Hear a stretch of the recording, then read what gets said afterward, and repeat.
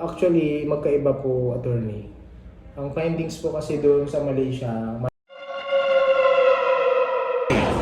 Kasi nandun yung misis sa hindi na walang trabaho yung misis, nandun lang sa bahay. Yung misis former flight attendant. Yung lalaki negosyante. Pero yung misis mukhang silosa. Baka nga eh. Kahit passion yun.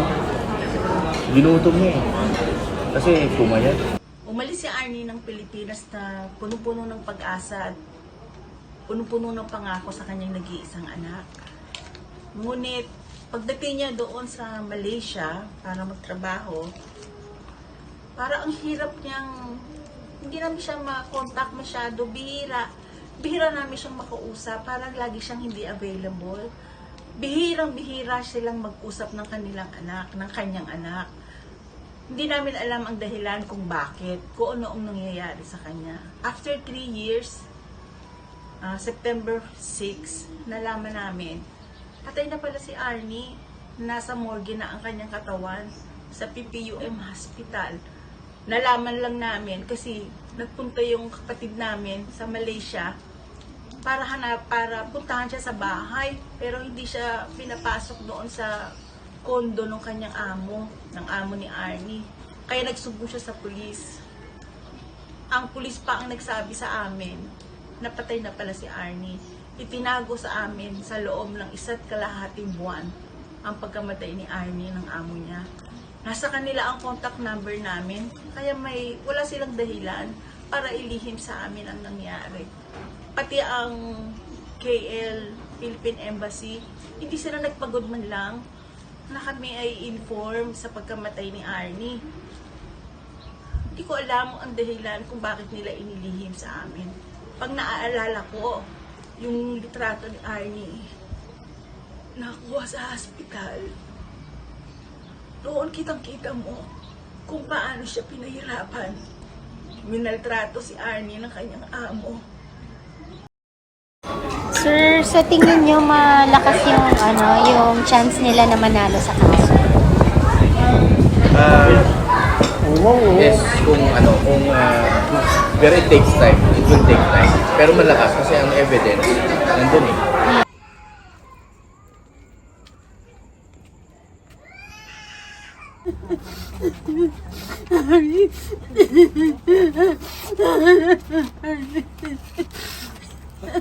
Sa Philippine government na tulungan kami para mabigyan ng hustisya ang pagkamatay ni Arnie. Para kay President Marcos, humihingi kami ng awa sa iyo na matulungan kami para masolve ang kaso ni Arnie. Maraming salamat po sa inyo at God bless you all.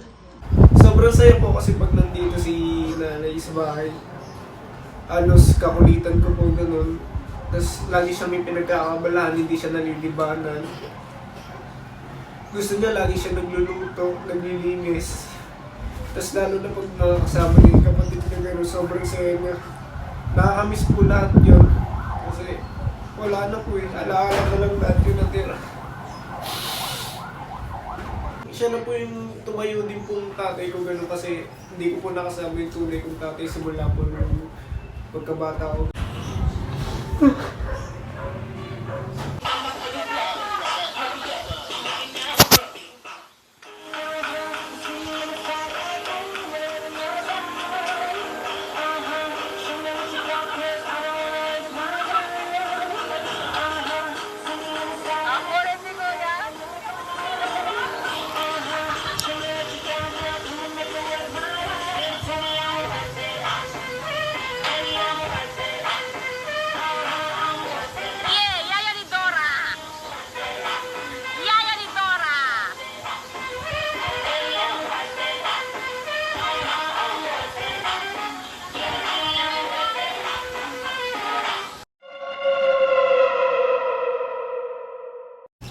Nananawagan po ako at tumingi po ng tulong sa mga ahensya at kababayan mo OFW na nasa Malaysia na mahanap yung Pilipinang nagpapanggap at gumagamit na account ng aking nanay na nagpapadala ng voice messages na hindi naman siya.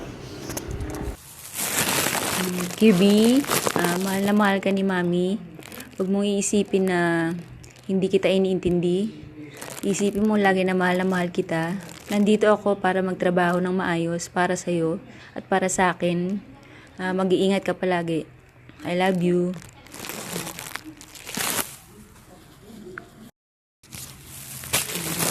Hi, Carlito. I'm happy that I talked to QB already and I can see he's doing well.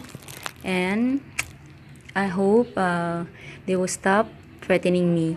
I just want to work happily in here for the both of us, for QB and me, for our future. So just tell them to stop threatening me. I just want to work in peace. I am happy, don't worry. Okay? Take care. Panginoon, dalangin namin na ang bawat naiwan ni Sister Laarni, Panginoon, ay bigyan mo ng kalakasan.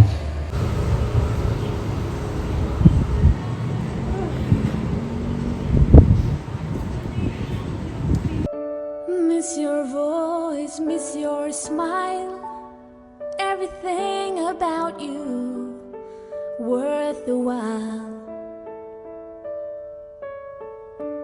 Always wondering where you are.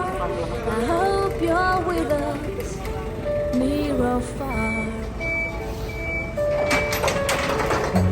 Many questions unanswered, I guess we'll never know.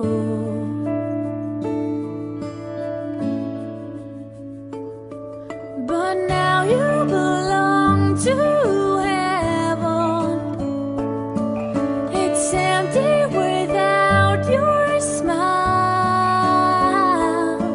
The truth